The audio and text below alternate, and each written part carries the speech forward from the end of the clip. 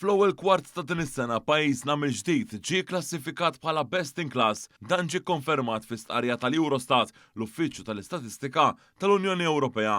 Din id-darba kien imiss li Malta tiġi l-ewwel fejn tidħol ir-rata tkabbir ekonomiku fiż-żona euro bżieda ta' 4.3%. Din hi l-14-il darba fejn Malta reġistrat tkabbir li aqwa mill-medja osservata fil-pajjiż żona euro fejn rata tkabbir niżlet għal 0.3%. Dan kien dovut għad-daqqa kbira li laqtu l-familji u n-negozji fil-bqija tal-Unjoni Ewropea minħabba iż-żidiet fil-prezzijiet tal-fuels u tal-elettriku b'mod partikolari.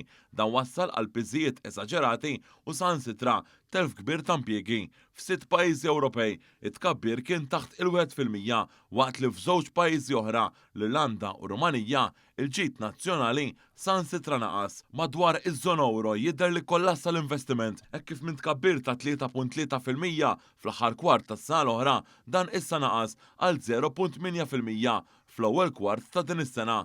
Matna bl-ispejjeż ta' fuels ola u prezzijiet eżorbitanti tad-dawl, il-kompettività tal-esportaturi Ewropej ħadet daqqa kbira, tant li l-esportazzjoni naqset b'0.9% meta ftit xhur qabel kienet qed tiżdied b'2.1%. Il-qagħda ekonomika fil-Ġermanja tant sejra ħażin li tkeċċew 0.3% tal-ħaddiema. Dan kien it-tieni kwart infila ta' sensi fil-Ġermanja. L-impjiegi naqsu wkoll fil-Litwanja, l-Olanda, l-Awstrija, ir-Rumanija u Slovakkja. Fi Franza u l-Irlanda l-impjiegi staġnaw. Bil-maqlub, Malta kellha żieda ta' 4.2% aktar minn 8 darbiet il-medja Ewropea.